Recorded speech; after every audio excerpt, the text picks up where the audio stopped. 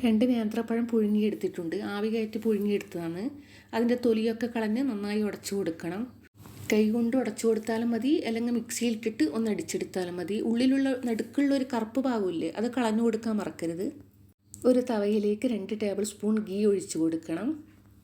അതിലേക്ക് ചെറിയ പീസാക്കി അണ്ടിപ്പരിപ്പില്ലേ, അത് ഇട്ട് കൊടുക്കണം. ചെറിയ ചെറിയ പീസ് തന്നെ ആക്കാൻ നോക്കണം. എന്നിട്ട് ഒന്ന് വറുത്തെടുക്കണം. അത് മൂത്ത് വന്നാൽ അതിലേക്ക് കുറച്ച് മുന്തിരി കൂടി ഇട്ട് കൊടുക്കണം. അത് മൂത്ത് വന്നാൽ നമുക്ക് അതിലേക്ക് ഒരു മുറി തേങ്ങ ചിരകിയതിട്ട് കൊടുക്കണം. 2 പഴത്തിൻ്റെ കണക്കാണ് ഈ പറയുന്നത്. നിങ്ങൾ പഴം കൂട്ടുന്നതനുസരിച്ചിട്ട് തേങ്ങയും മറ്റ് ഇൻഗ്രീഡിയൻസും കൂട്ടാൻ നോക്കണം. 2 പഴം വെച്ചിട്ടാണ് ഈ സ്നാക്സ് ഉണ്ടാക്കുന്നതെങ്കിൽ ഒരു 5 പേർക്ക് കഴിക്കാം. അതിലേക്ക് ഒരു 5 ടേബിൾ സ്പൂൺ പഞ്ചസാര ഇട്ട് കൊടുക്കുന്നുണ്ട്. നിങ്ങൾക്ക് അത്രയും മധുരം വേണ്ടെന്ന് വിചാരിച്ചാൽ അതിനനുസരിച്ചിട്ട് ഇട്ട് കൊടുക്കാം. തേങ്ങയും പഴമെല്ലാം എടുക്കുന്നതിനനുസരിച്ചിട്ട് മധുരം ഇട്ട് കൊടുക്കാൻ നോക്കണം. എന്നിട്ട് നന്നായി വറുത്തെടുക്കണം. ഓവറായിട്ടൊന്നും വറുത്തെടുക്കണ്ട, ഒന്ന് ചെറിയ രീതിയിൽ മൂത്ത് വന്നാൽ മതി. ഇത്രയേ വേണ്ടൂ. ഇനി നമുക്ക് ഓഫ് ചെയ്യാം.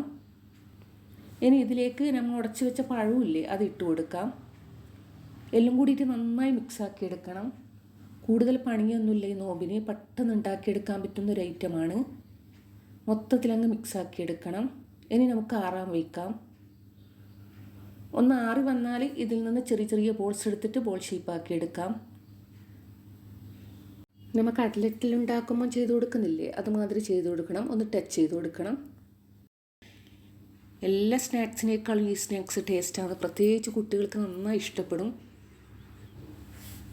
വലിയവർക്കും എല്ലാവർക്കും ഒരുപോലെ ഇഷ്ടപ്പെടുന്ന ഒരു ഐറ്റം തന്നെയാണ്. ഇതുപോലെ തന്നെ രണ്ടാമതും ഒരു ചെറിയ ഉരുളി എടുത്തിട്ട് ബോൾ ഷേപ്പാക്കിയിട്ട് ഒന്ന് ടച്ച് ചെയ്ത് കൊടുക്കണം. മൊത്തത്തിൽ അങ്ങനെ ചെയ്തെടുത്തിട്ടുണ്ട്. എല്ലാം കൂടി അങ്ങനെ ചെയ്തെടുത്തിട്ടുണ്ട്. ഒരു മുട്ട എടുത്തിട്ട് നന്നായി മിക്സാക്കി കൊടുത്തിട്ട് അതിലേക്ക് മുക്കി കൊടുക്കണം. പിന്നെ ബ്രെഡ് പൊടിച്ചതിലേക്ക് മുക്കി കൊടുക്കണം. ഇങ്ങനെ തന്നെ ബാക്കിയെല്ലാം ചെയ്തെടുക്കണം. ഈ സ്നാക്സ് ചൂടോടുകൂടി തന്നെ ഉണ്ടാക്കിയിട്ട് കഴിക്കണം എന്നൊന്നുമില്ല. നേരത്തെ ഉണ്ടാക്കിയാലും ടേസ്റ്റ് കൂടുകയുള്ളൂ. ഇതിൽ നിന്ന് ഓരോന്നായി എടുത്തിട്ട് ആദ്യം മുട്ടയിലും പിന്നെ ബ്രെഡ് പൊടിച്ചതിലേക്ക് മുക്കി കൊടുക്കണം. ബ്രെഡ് പൊടിച്ചതിൻ്റെയും മുട്ട മിക്സാക്കുന്നതിൻ്റെയും വീഡിയോ ഒന്നും വേണ്ടല്ലോ, അതുകൊണ്ടാണ്. ഇതുപോലെ നന്നായി മുക്കി കൊടുക്കണം. മൊത്തത്തിൽ അങ്ങനെ ചെയ്തെടുത്തിട്ടുണ്ട്. ഇനി നമുക്ക് എണ്ണ ചൂടാക്കാൻ വെക്കാം. എണ്ണ നന്നായി തിളച്ചാൽ ഹൈ ഫ്ലെയിമിലിട്ട് തന്നെ ഇത് വറുത്ത് കോരാൻ നോക്കണം. ഒരു 5-6 ഇട്ട് കൊടുത്തിട്ട് തിരിച്ചും മറിച്ചു വിട്ടിട്ട് ലൈറ്റ് ബ്രൗൺ നിറമായ നമുക്ക് എടുത്തു മാറ്റാം. നിങ്ങൾക്ക് ഈ വീഡിയോ ഇഷ്ടപ്പെടുകയാണെങ്കിൽ മാത്രം ഒന്ന് സബ്സ്ക്രൈബ് ചെയ്യാൻ മറക്കല്ലേ. ട്രൈ ചെയ്യാത്തവരാണെങ്കിൽ ഉറപ്പായും ട്രൈ ചെയ്ത് നോക്കിക്കോ. അത്രയും ടേസ്റ്റാണ്. കൂടുതൽ പണിയും ഇല്ല. കായ് ഇടനേക്കാളും എല്ലാത്തിനേക്കാളും നല്ല ടേസ്റ്റ് കൂടും. നമ്മൾ എന്തായാലും പിന്നെ നോമ്പ് മുറിക്കുന്ന സമയത്ത് ഒരു മധുരം ഒരു എരിവ് അങ്ങനെ ആക്കുമല്ല. അപ്പോൾ ഇത് ഉണ്ടാക്കിയാൽ മതി. ട്രൈ ചെയ്തിട്ട് അഭിപ്രായം അറിയിക്കാൻ മറക്കരുത്. എൻ്റെ മറ്റ് വീഡിയോസും കാണണം. ഒരുപാട് സ്നാക്സ് വീഡിയോസ് ഉണ്ട്.